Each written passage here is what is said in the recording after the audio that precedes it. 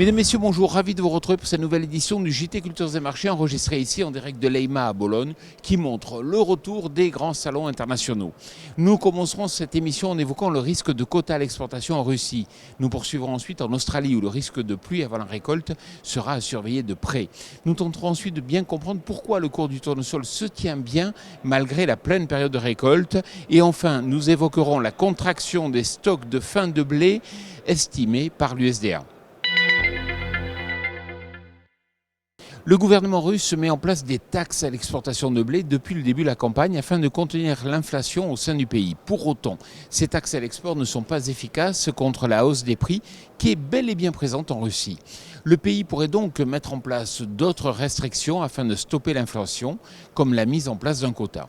Celui-ci pourrait être mis en place dès l'année prochaine et atteindre 31 à 32 millions de tonnes, ce qui réduirait considérablement les disponibilités en blé sur la scène internationale.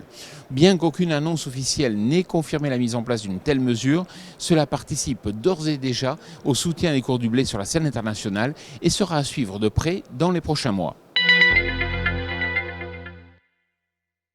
L'Australie bénéficie depuis plusieurs mois d'un climat favorable au bon développement de ses cultures. Les orges, comme les blés, affichent de bonnes conditions et promettent pour le moment un bon potentiel de rendement. Il ne faut pas pour autant relâcher la tension, car la récolte approche et cette période est déterminante pour la production finale. De plus, il y a 87% de risque d'observer un phénomène climatique, la Niña, d'ici la fin de l'année et que ce phénomène se caractérise généralement par des pluies en Australie.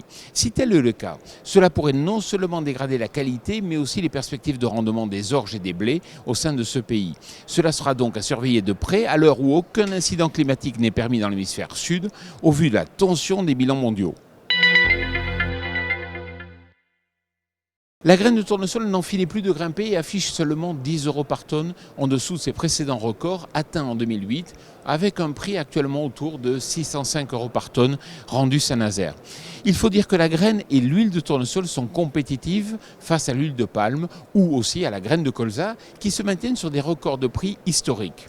Cela augmente la demande en graines et en huile qui n'a d'autre choix que de suivre le mouvement de hausse initié par le reste du complexe oléagineux.